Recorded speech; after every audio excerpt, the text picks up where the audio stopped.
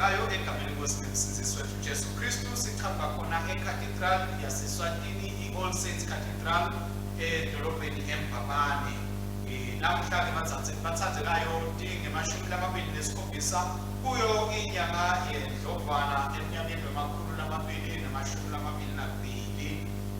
Isonto-ke bathandekayo lokuguqulwa kwesimo senkosi yethu siphinda ngesingisi sithi Transfiguration Sunday. Imfundo namhla bathandekayo itholakala ekhasini le-24 kuyo incwadi yemfundo bese incwadi yenkonzo itholakala ekhasini le-305. Inkonzo-ke namhla bathandekayo nokuthunywa nguye dini wayo eCathedral. Inkonzo nilethelwa nguye Canon Thandekile Zulu na mfundisi Sibudla kanye nemfundisi Dumisani Mabuza. Siyethemba bazalwane ukuthi dayithokotela le nkonzo niqhubeke nibeyingxenye yethu sisaqhubeka simkhonda simjumisa uNkulunkulu lo ngusumakathi ikakhulu ngalolu langa olukhulu bakudala lala sikhumbula khona ukubona ukuguqulwa kwaso simo sayo inkosi yethu Jesu Kristu. Le uNkulunkulu wakwendela ukuthi anikeze abafundi bakhe ithemba lesikholelwa ukuthi nanathi tawusinika lethemba sisathembile ukuthi ngalenye ilanga itawubuya inkosi yethu Jesu Kristu. Imfundo namhla bathandekayo ingaloluhlobo isifundo sekuqala siphuma encwadini yaExodus isahluko se-34 siqala ngokufunda isahlukwane se-29 sekugcina isahlukwane se-35. Likubona namhla likubone ma-29 bese isifundo sesibili sitholakala encwadini yakwaseKorinte incwadi yesibili yakwaseKorinte isahluko sesithathu siqala esahlukwaneni se-12 siqhubeke size siyofika esahlukweni sesine esahlukwaneni sesibili. Livangeli-ke litholakala ngikulandziswa nguMateyu Longcwele isahluko semfica siqala ukufunda esahlukwaneni se-28 siyogcina esahlukwaneni se-36. Ingoma-ke leyandulela livangeli ngiyo ingoma yelibandla ithi Deum litholakala ekhasini 47 khona encwadini yenkonzo. Sidayiqala-ke bathandekayo inkonzo yethu ekhasini lelikhulu page 104.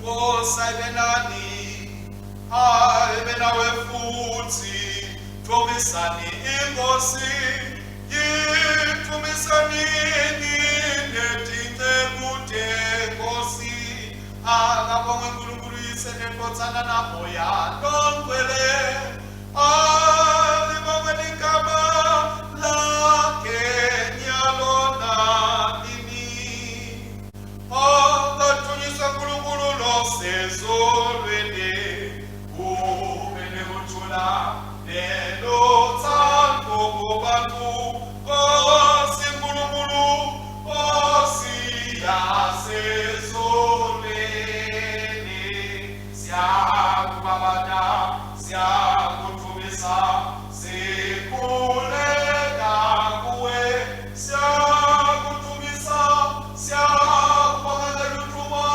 lwakho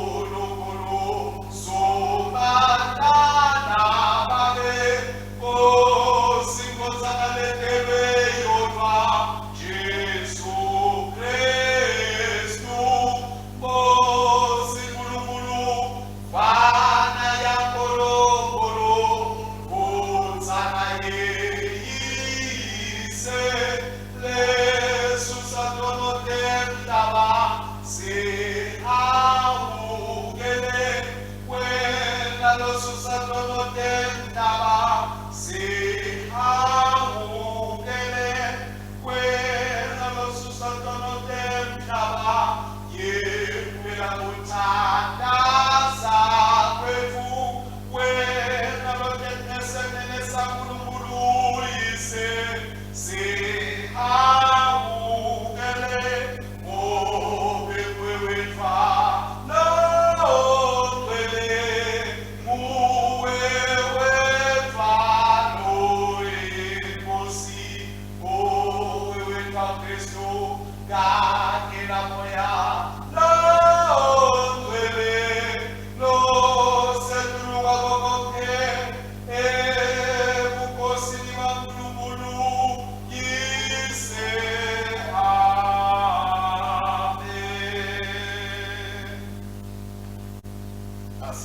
sithandaze uNkulunkulu uSomandla inhliziyo zonke zivulekile kuwe ifiso lonke tatwa kuwe kude lutho olufihlelwe wena ngeza licabanga inhliziyo zethu ephephela kodwa moya wakho longcwele sizikuthathe ngalokuphelele silithumisa ngokufanele igama lakho elingcwele ngaye Jesu Kristu inkosi yethu usisi hawogele Christos hawogele Moses hawogele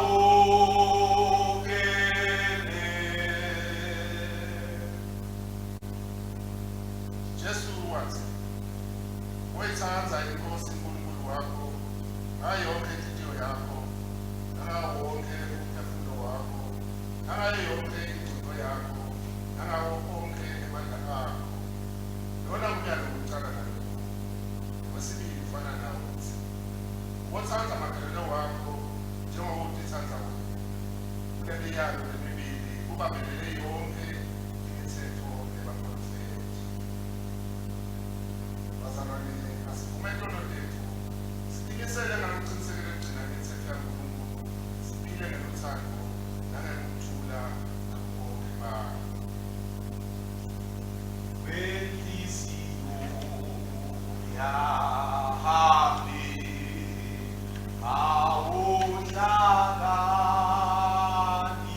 awuhlakaniphe sikohathi sitha sakho sibukele wena sibukele wena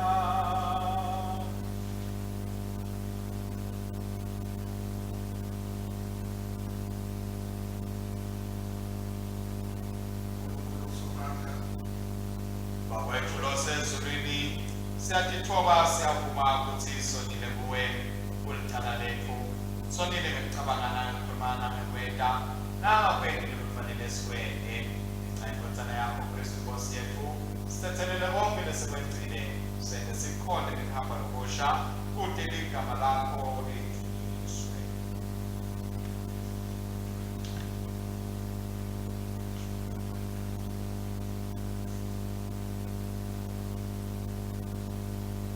uNkulunkulu uSomandla lothethelela bonke labaphendwa ngeqiniso abasihawukele asithethelele izono zethu asikhulule kuto asimise asiqinisele kunani bonke asigcine nasephileni lokulini nanini ngaye Jesu Kristu inkosi yethu amen.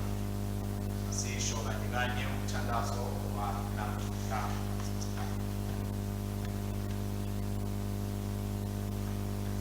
Asithandaze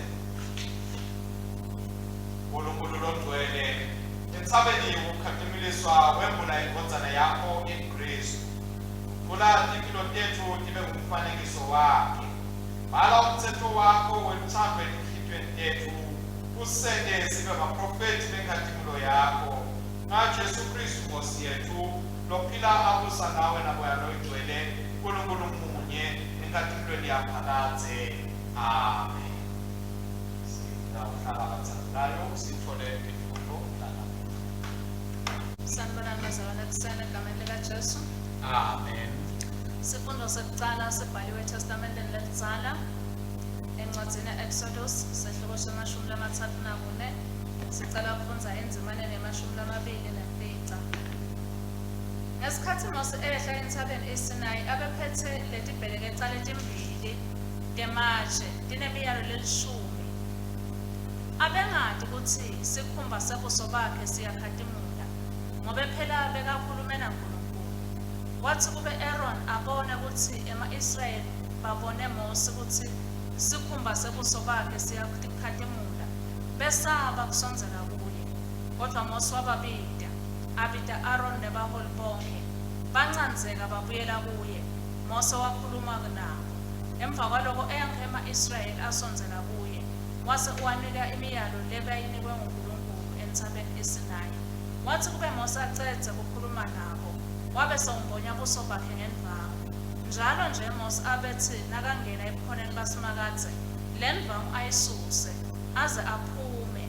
Abethi angaphuma awatshele ema-Israyeli konke labethunywe ukuthi akwende. Ema-Israyeli abebona ukuthi buso baMose buyakhazimula, ngako Mose abebumbonya ngendvangu nobuso bakhe, aze aphindze angene kuyawukhuluma nasimakadze. Livi leNkosi lelo. Akabongwe uNkulunkulu.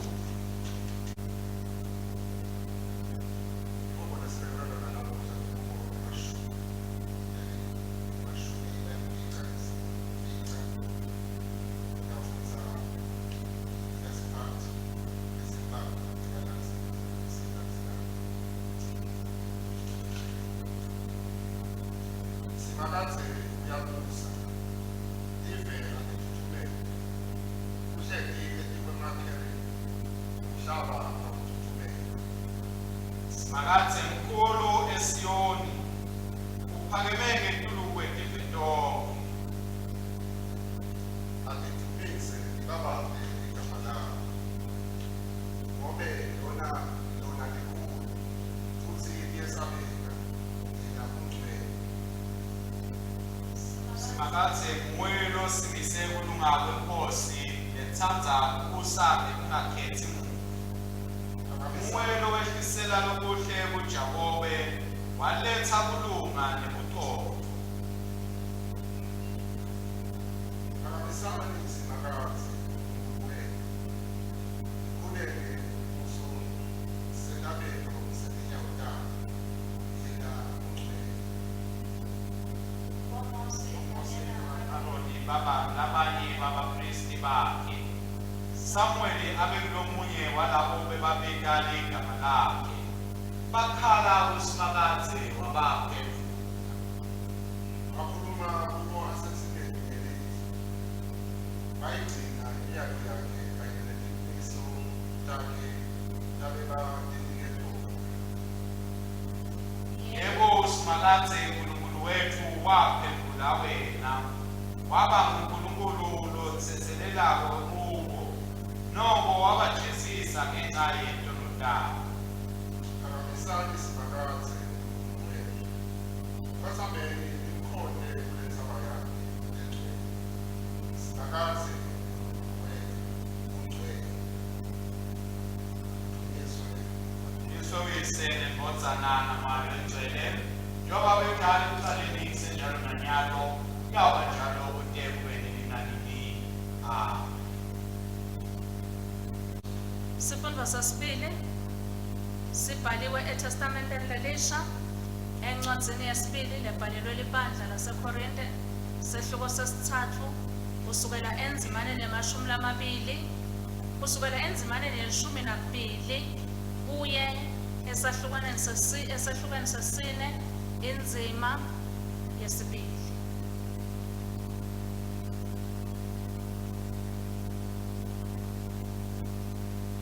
Mulelo lithemba lethu ngiko nje sikhuluma ngesibindi. Sine asifanani naMose, yena lo wambonya buso bakhe ngendvangu ukuze baka-Israyeli bangeke usibona sephephelo saleyo nkatimulo lebeyitawuphela. Kodwa ingcondo yabo yaba lukhuni. Ngisho nalamuhla loku nakufundwa sivumelwano lesidzala, leyo ndvangu isehlede. Nanyalo ayikembulwa ngoba yembuleka ngaKristu kuphela. Yebo, kuthi mate kube ngulamuhla. Nakufundwa tincwadzi taMose, kuba shangathi kukhona indvangu lembonya tingcondo tabo baka-Israyeli. Kodwa umuntu nakaphendukela kuNkulunkulu, indvangu iyesuswa. Inkosi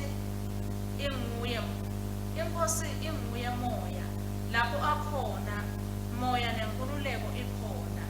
Ngakho thina sonke lesibuka ngebuso lobumbuliwe, inkhatimula yenkosi ibonakala kithi njengasesibukweni. Sibe siguculwa sibe njengaye ngekusuka ezingeni lelithile lenkhatimula siye kulelinye lizinga. Ngulowo-ke umsebenzi wenkosi lengumoya. uNkulunkulu ngemusa wakhe wasiniketa le nkonzo ngiko nje singadzinwa. sesiyilahle yonke imisebenzi yobumnyama neyelihlazo, asiphili ngebucili, asiliphambanisi livi laNkulunkulu, kepha sibeka liciniso laNkulunkulu ebaleni, unembeza webantfu bonke embi kwaNkulunkulu. Livi leNkosi leli. Akabongwe uNkulunkulu. Sukuma abathandekayo sihlabele kanye kanye ingoma yelibandla iTDM etholakala ekhasini 47 encwadzini lethu yenkonzo. Ingoma leyadlulela livangeli ingoma yelibandla. Siyadumisa wena Nkulunkulu, siyavuma ube wena uyinkosi, umhlaba wonke ukhuleka kuwe, ubuyise ngomakathe, ingilo zintombi tikubeka wena, nelizulu nemandla alo onke, emakerubini nemaserafi akubela wena, njalo njalo ngekuthe ndwele ndwele ndwele, osikhulunkulu wemabandla, ugcwele izulu nemhlaba, ukhulu bebukhosi bakho, ibandla lebapostoli lidumile, liyadumisa wena, umphakathi wabaprofethi lobabalekabo, uyadumisa wena, ngebakwelukhulu lembetse umhlophe, iyadumisa wena, ibandla lelingcwele lisemhlabeni wonke, liyadumisa wena, Oyise lo nebukhosi lo ungenamkhawulo, nayo inkonzana yakho leyodwa, lidumise konke yona yona, naye moya longcwele lobumeluleki, uyinkosi yebukhosi, wena Kristu, uyinkonzana lemakathe, yeyise wena, wathi kume uphuma ukulula abantu, awinya nyama kudalwa ifoki, wathi kwehlula kwakho ubuhlungu bekufa, ubuso wethu lwakhulila unkhila bakholwakho, siwuhlethile esemeni saNkulunkulu, ebukhosini beyise, siyakholwe kube kodwa kodwa, ube badluleli kithi, ngalokho besiyakuthenela kuwe, sina abantu bakho lobahlengile ngenkani yakho lethabile, bende kube bathole ukuzo kanye nalabagcwele bakho, ebukhosini lobumakathe, osisindisa abantu bakho,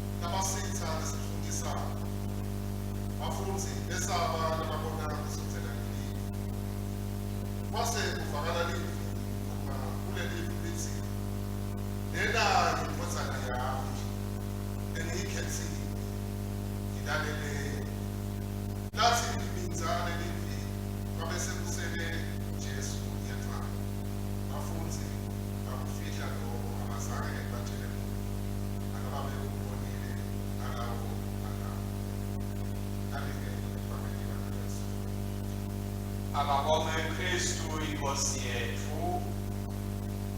Page 108. Sitawushokanela ngesimo senkolo sekayisi. Siyakholwa kuNkulunkulu munye wesesomandla umethi wezulu nemhlaba newakho konke okubonakala kunokungabonakali.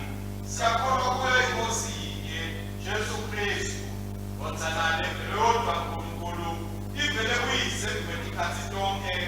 iNkulunkulu ivela kuNkulunkulu ekukhanya ivela kuko kukhanya. iNkulunkulu luqobo ivela kuNkulunkulu luqobo.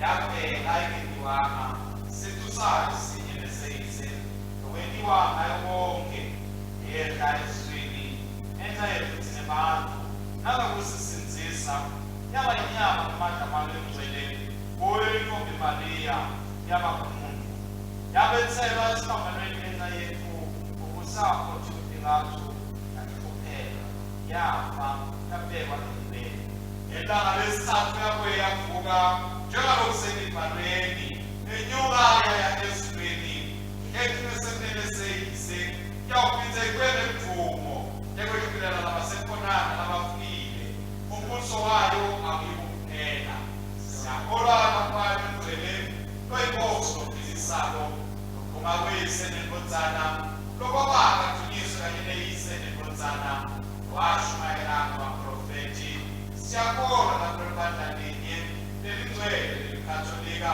lebapostoli sivuma ubhabhatiso munye wekuthethelela ntono sibeka ukuvuka kwalabafile nekuphila kwesikhathi selindabo. Siyanivuselela bathandekayo egameni lenkosi nomsindisi wethu Jesu Kristu. Sikhona e-All Saints Cathedral eMbabane e-Diocese yaseSwaziland elive laseSwatini lalapho sinilethela khona inkonzo yethu yesidlo senkosi. Kulesi sigaba ke bazalwane siyawulalela inshumayelo yethu njengoba sathi thina namuhla bathandekayo lisonto lokuguqulwa kwesimo senkosi yethu dinge-27 kuyo indlovana eminyakeni wa 2022. Ifundo lebazalwane time ngalolu hlobo. Sifundo sekucala siphuma encwadzini ya-Exodus isahluko se-34 lihubo lethu liyaqhamuka kwabalihubo le-15. Sifundo sesibili siqhamukeke encwadzini yabasekorinte besibili isahluko sesithathu bese-ke livangeli-ke kulandzisa kwaLuka longcwele isahluko se-5. Sihlabeleke nengoma yelibandla iTTM ukuselela ukufundwa kwalo livangeli. Isihlobo sethu sanamhlanje bazalwane sithi kwembula uNkulunkulu ekuguqulweni kwesimo. Kwembula uNkulunkulu ekuguqulweni kwesimo. Sesifikile ke bazalwane ekugcineni kwaso sikhathi sethu sekubonakaliswa kwayenkosi yethu noma sikhathi sa-Epiphany. Sesinemalangana nje lambalwa lesitawagijima nawo anzobe bese singena kuso sikhathi salenti lalapho siyawufika khona-ke bathandekayo singene lwesithathu lwemlotha bese siyaqhubeka-ke nemalanga langamashumi 4 aso sikhathi salenti lalapho sizila khona sitithibe khona sitihlole siticondzise endleleni sithi Nkosi siside usilungiselele ukuthi nayibuya indodana yakho isikhathi esilungele ukuthi siyawuhamba siyawuphila nayo engunaphakade. Sendluleke bazalwane emavikini la sikhombisa lalabe siveta khona indzaba yokuthi bazalwane kufanele simvete uNkulunkulu kufanele simbonakalise uNkulunkulu indzaba ye-Epiphany yaKristu. Lalapho siqale ngemaviki lamane ekuqala sitholeke bazalwane uKristu kunguyena lo hamba ativeta atshela abantu ukuthi ubani. Sithe-ke sesigcina-ke ngemaviki lamathathu lengcile lalapho-ke bese sikuthathwa khona ukuthi akube ngithi bazalwane laba khonako ukuthi bambonakalise bamvete Kristu ngetimpilo tethu nekuphila kwethu nangakho konke nje bazalwane lesikwentayo. Sikhathi-ke bazalwane sekuguqulwa kwesimo kwenkosi yethu Jesu Kristu umgubho lokuva kusekwenteka ngesikhathi senyanga yendwi kodwa-ke sokukhushulilwe walethwa ngesikhathi sanyalo lala ungena khona emkhathini wesikhathi sakhisimusi nesikhathi-ke ukuvuka kwayo inkosi yethu Jesu Kristu isikhathi sa-Easter. Nekokuthi-ke bazalwane lokhu kuselako ukuthi sikhone ukuthi sihambe size sifike lala siva khona sithi cha indzaba yekwembulwa kwenkosi yethu Jesu Kristu sesihambe safika nayo ekugcineni sewembuliwe Kristu asalo sichubeka sigijima ukuze size sigcine sifinyelele lalapho yena afuna ukuthi sifinyelele khona.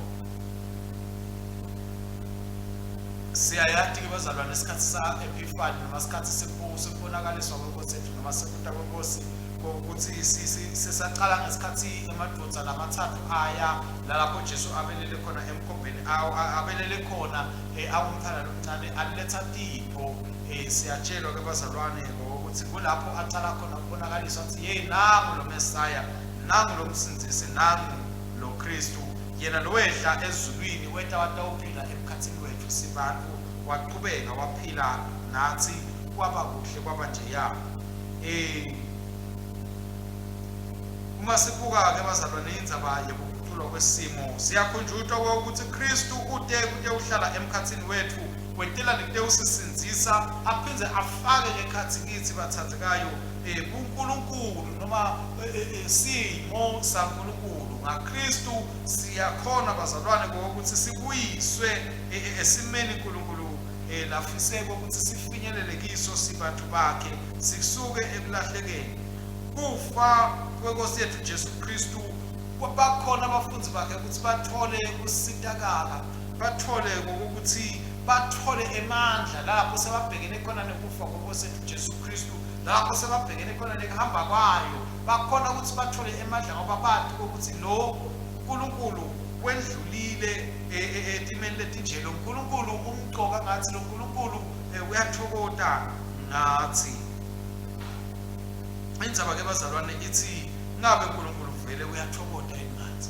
Siyabona ke ngisho nembala lesikusebenzisa kulesi sikhathi sesigucule sangena kombala lomhlophe lo umbala lesikuze sikusebenzisa ngesikhathi sa-Easter nangesikhathi saKhisimusi kusikhumbuza nje bazalwane ukuthi Jesu Kristu uyinkosi, Jesu Kristu uyabusa.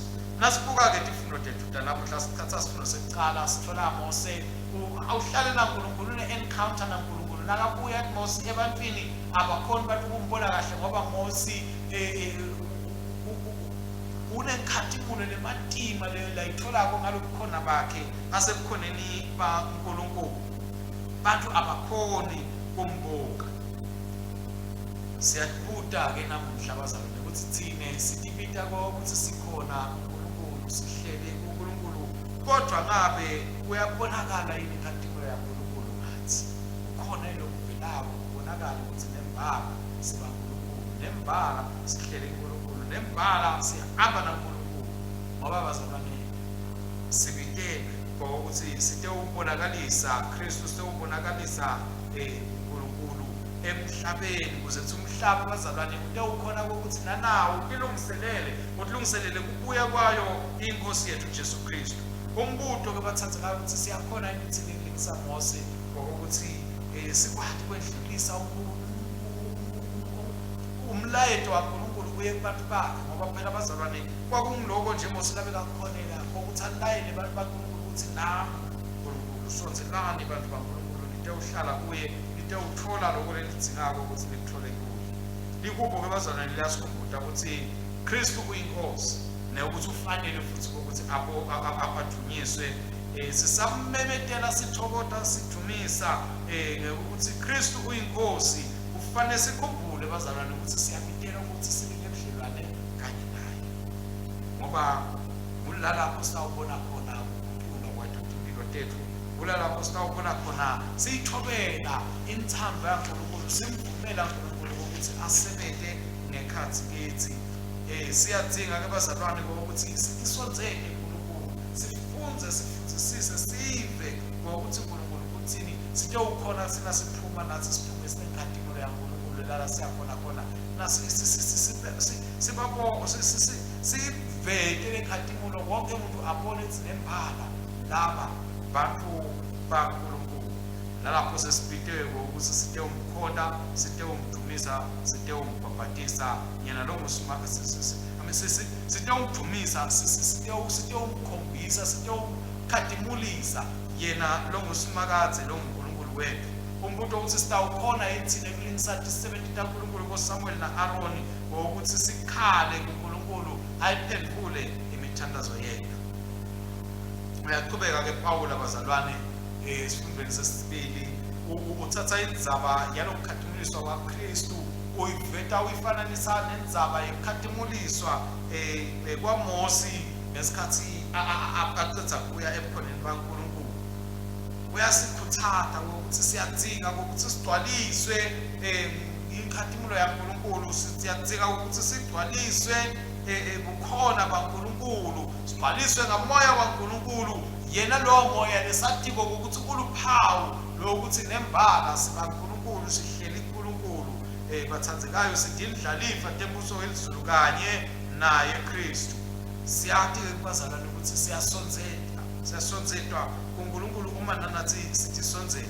Nasiqhubeka kubazalwane sibona indzaba yevangeli lalapho emadoda lamathathu siwabona boJakobe boPetro na Johane ababita Jesu athi sonzelana kuze ukuthi ate ukhona uthi Jesu abasonzele ukuthi batawukhona ukubona umsebenzi kaNkulunkulu, babone isimangaliso kaNkulunkulu, babone kumengemenge baNkulunkulu njengoba nje satshelwa ukuthi babe sebabona baze bafisa ukuthi Nkosi ngathi ngabe manje sesakha emadokodo lendzawo, ngoba abantu bazalwane bayathanda kwakha emadokodo, bangamfuni uNkulunkulu kodwa bawafuna emadokodo labatawabeka ukuthi hayi lokhu kwakaNkulunkulu noma sekungasasiki. Kodwa ke bazalwane sitshelwa ukuthi uNkulunkulu ufanele ukuthi simbone simati kude ukuthi site ukukhuthateka, kude ukuthi site ukwakheka, kude ukuthi site usonzela kuye yena lo Nkulunkulu siwende umsebenzi wakhe ngoba sathi sibudlelwane naye nathi kuyaphila kuyasebenza. Umbuto ke bazalwane ukuthi siyafisa yini noma silungele yini ukuthi sifananiswe nabo Petro sifananiswe nabo Jakobe nabo Johane bazalwane labayibona ikhathimelo yaNkulunkulu ngenxa yokuthi bathinikela ukuthi Nkosi siyathinikela kuwe, Nkosi thina sihamba nawe, Nkosi thina siyakuthanda ngetulu kwalabalabani. Umbuto ke ukuthi ngabe thini bazalwane siqinisele kangakanani ukuthi singaphumelela budlelwane bethu naNkulunkulu noma singakhombisa budlelwane bethu naNkulunkulu ebantwini noma siyesaba bathandekayo. Asingathokodini bathandekayo ukuthi sibe ngamaKristu nje lekhuluma ngabo lakhonjwayo, kodwa asibeni ngamaKristu lenta budlelwane naNkulunkulu kube yinto lenhle nalenkulu emaKristu lenta umehluko emhlabeni bathandekayo, ngoba ngiloko lesilethelwe kona kulomhlaba. Kwangathi uNkulunkulu angasita bazalwane ukuthi nanathi lokugudulwa kwesimo lesibonako kuyo iNkosi yethu Jesu Kristu besingafuna ukuthi kube khona nakithi. Sekumele kuthini bazalwane? Sekumele ukuthi umzukwana abuya tawulilanza libandla sitholakale sifanele ukuthi singene kanye naye embusweni wakhe yena uNkulunkulu wethu Jesu Kristu. Yini ke lento awukwenza ukuthi lobudlelwane bethu kube neshisekelo noma kusebenza ngokuthi sikhona kangakanani sisonzeta uNkulunkulu, sikhona kangakanani kuhlala uNkulunkulu, simkhombise simvete uNkulunkulu ukuthi kuthi yena ade ukhona ngokuthi ende umehluko empilweni zethu, nokuthi nanathi sesiguquliwe salungiselelo ukuthi nayibuya iNkosi Jesu Kristu singene embusweni wayo siphile kanye naye. Asifuneni ke bazalwane kuso kaNkulunkulu, sifuneni bazalwane kumthokozisana ukukhonza uNkulunkulu ngekwethembeka, kwangathi singaba naso lesikhathi salethi lesihle nalesibusisekile bazalwane njengoba nje siyawuqala ngayo lesithathu lomlotha egameni leNkosi nemsindisi wethu Jesu Kristu. Siyabonga ukuthi nje nithathe leli thuba lilalele bazalwane. Amen.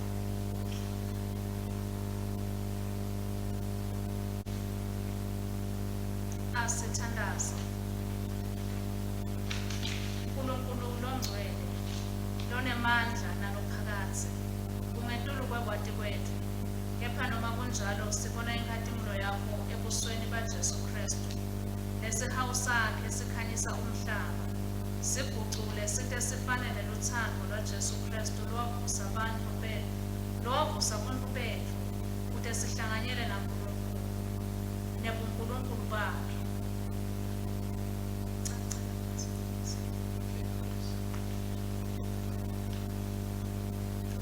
uNkulunkulu longcwele lonemandla nalophakathi ungetulu kwekwati kwethu, kepha noma kunjalo sibona inkazimulo yakho ebusweni baJesu Kristu lesihawu sakhe sikhanyisa umhlaba. Sigucule site sifanele luthando lwaJesu Kristu lwavusa abantu bethu kude sihlanganyele kuNkulunkulu bakhe.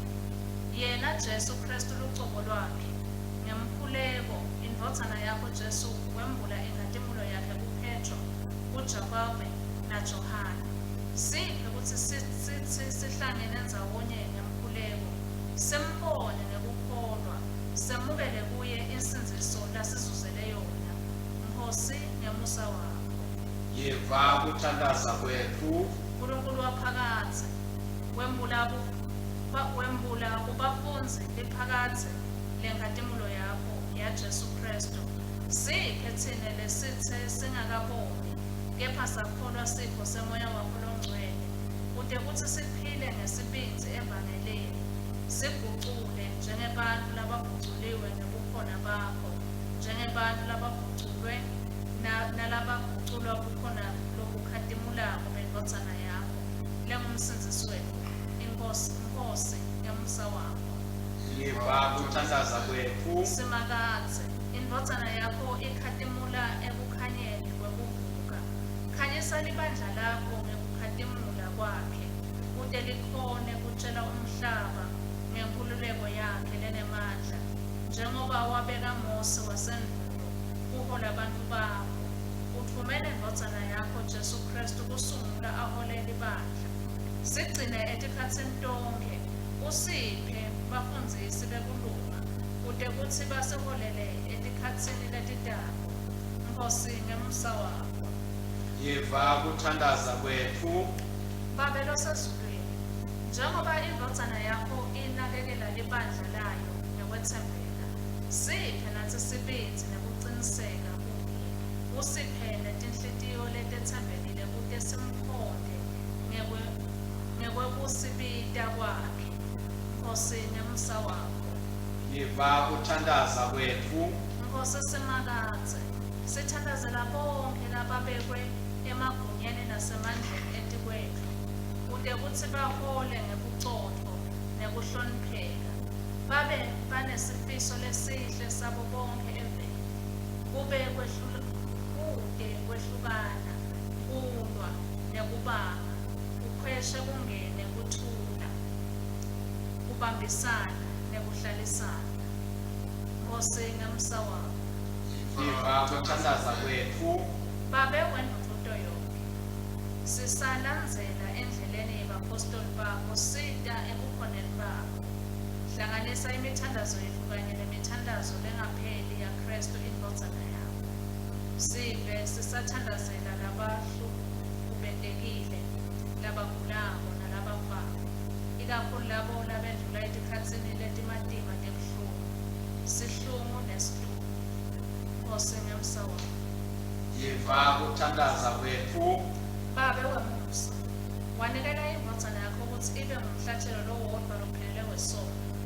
Asalungisa umtimba nengati yakhe ngekwetsembeka, kude thina emaKristu siwudle, siyinatse, siphe sibindzi sekusondzela kuye, simemukele ngalokwenele.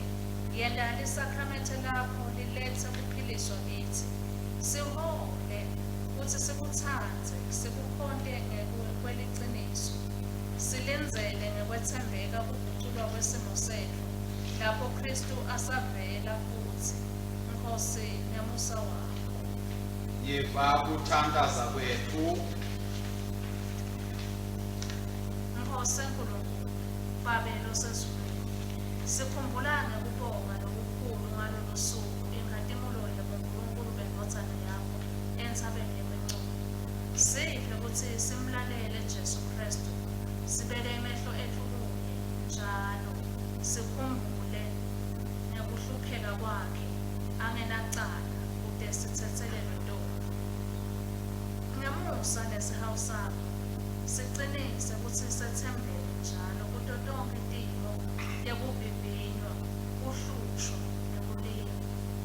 Sigcine kude kube sekugcineni, kude sitewufa kufa lokubusisekile, sikholelwa kuyo indvodzana yakho letsandlekako, lengaye utfokota kakhulu. Ngaye yena loyo Jesu Kristu indvodzana yakho, Inkosi yetfu, lophila abuse kanye nawe nomoya longcwele, uNkulunkulu munye, manje naphakatsi. Amen. Amen. Kristu ukuthula kwethu usela ukuthi sibuyisane naNkulunkulu emtimbeni munye ngesiphambano, sihlangana ngegama lakhe sabelane ukuthula kwakhe. Thula kweNkosi abe nani ngetikhatsi tonke. Abazi sibuselane bazalwane, sekubele kuthula kwaJehova. Amen. Siyabonga ke bathandekayo kulesi sikhathi sesizawuthandazela wona umnikelo. Lo nikelelo khona la enkonzweni nalolu ongenile wangena ebhange. Wonke siyawuthatha sikuhlanganisa kanye kanye ekukhulekweni kwethu. Sicela nje ukutela sibazalwane uma kwenzekile banikela umnikelo lobheka ngasebhange babhukule kusibhalela ebandleni ukuthi sithe-1 ukuthi imali ingena ixotsiswa mina kuphi kule dingo ukusetshenziswa kwemali ebandleni. Siyaqhubeka kubazalwane nomthandazo wecala ekhasini le-116 sigaba se-48 asithandaze. Bakho Nkosi ukhulu nemandla nemvumiso nenkathumulo nemkhosi ngoba konke lokusezulwini nalokusemhlabeni nekwakho konke kuvela kuwe thina sikunika lo nekwakho. Amen. Uyabongeka Nkosi uNkulunkulu Mdali wethu lonke ngemsa wakho sinalesimo lesiphila ngaso sivela emhlabathini sibekwe entanathe bantu sinakuba sikwazi ukuphila kithi. Akabongwe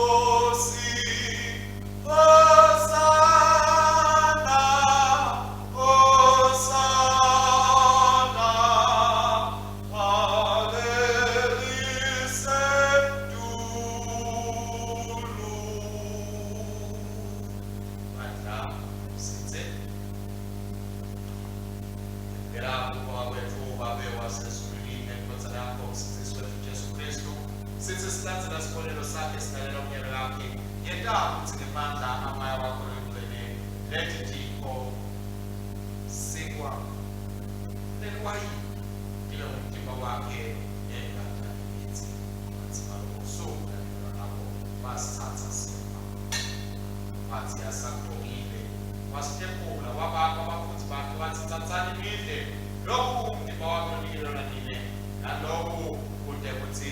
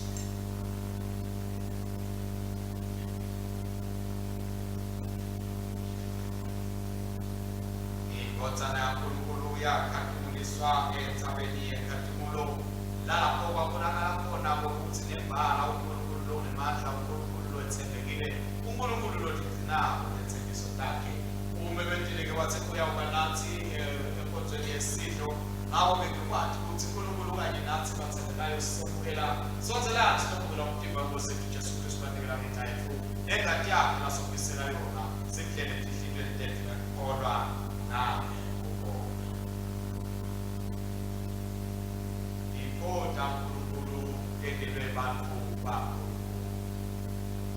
For his name is above every other name. The name Jesus. The name of Jesus is a strong tower. Gama lika Jesu lingumboshongo. Abalungileyo bayabaleka baqashe kulo. Kuyena siyaphila. Kuyena siyahamba.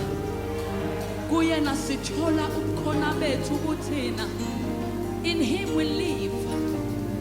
In him we move.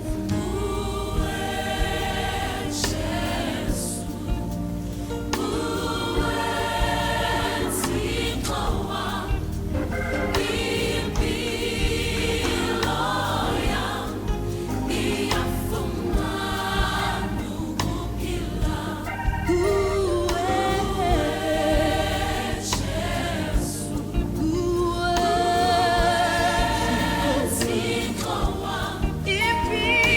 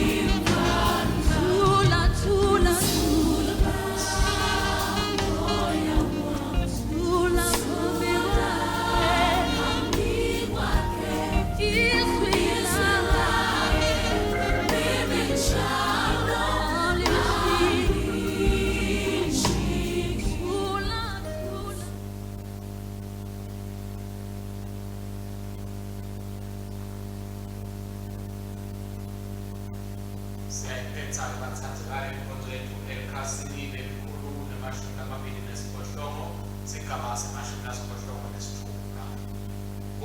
Nani sibakathe ngoba anemusa siyawusokhosipeli nanini. Sibathe uNkulunkulu mkade amandawo-ke siyabonga ngokudwendwele ngalolu suku lasikhumbula khona ukukhutulwa kwesimo kwayo inkonzana yakho Jesu Kristu, ngoba ngakho babudwendwele uyasipha isiqiniseko sokuthi nathi ngale langa siyawukhuphula ikhona lakho wena asavela emafini asandathile libandla lakhe. Siphe manda Nkosi ekufinyelela sibambelele side sifike kuleso sigaba Nkulunkulu wethu, singasaleli emuva savile alilanda libandla lakhe. Siyabonga kakokudwendwele ukuthi ngelikhawa lidwele sondele ngemtimba nengadi inkonzana yakho umsindisi wethu Jesu Kristu lolihlangana yabo bonke labakholwayo. Siyeba ukuthi sibelekele njengamakholwa laphulaphula ubudlelwano lobudwele naye ukuthi Nkosi sikhule ekuthandweni ekulaleleni nasekwenteni ithando yakho ngaye Jesu Kristu Nkosi yethu. Lokhona abusa kanye namabali egcwele niNkulunkulu munye kude kube nini nanini. Amen. Sisho kanye kanye sithi bafika emandla sithi nikela kuwena Jesu Kristu Nkosi yethu kube size umhlatshelo lophilako jumele mvene emandla mawakho logcwele sabe sinele mthumone ubukhosi bakho. Siyawusho umthandazo we-Afrika sithi sisawuthandaza sikhumbule nelive lase-Ukraine lapho siyathi khona lokazalwane ukuthi nakhona seyisukile iphakiwe. Sikhumbule nalamanye emave lalapho silokude khona kuthula bantu banekulwa nephikisana. Nkulunkulu kusisa i-Afrika thina abantu bayo labaholi bayo kuyiphe kuthula ngaJesu Kristu inkosi yethu. Amen. Yaloke kuyelwe nemandla ekusilonza kude singakhutshwa simiswe kwekatimulo yakhe simsula sinekuthokoza lokukhulu. Yena Nkulunkulu yedwa lomhlalo ohlakaniphile umsindisi wethu akanikwe ikatimulo nebukhosi nemandla nemagunya nyalo kude kwenini nanini. Bese sithula kwaNkulunkulu lokwenza konke kuyathi gcina inhliziyo yethu nemicabango yethu singathi simthathe uNkulunkulu kanye naye inkonzana yakhe Jesu Kristu Nkosi yethu nesibusiso saNkulunkulu somandla uyise nenkonzana namalo egcwele asibe kithi njalo. Amen, amen, amen, amen, amen, amen, amen, amen,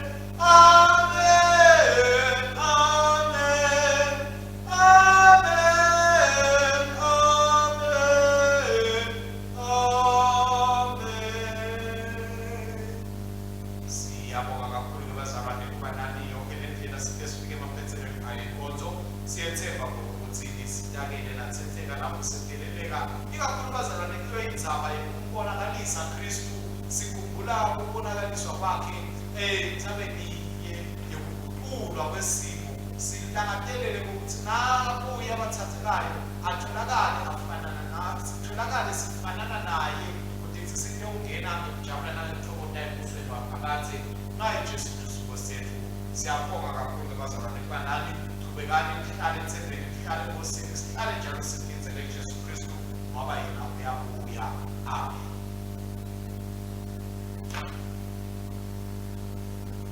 Amani nekuthula nangothando loselela inkosi. Egameni laKristu. Amen.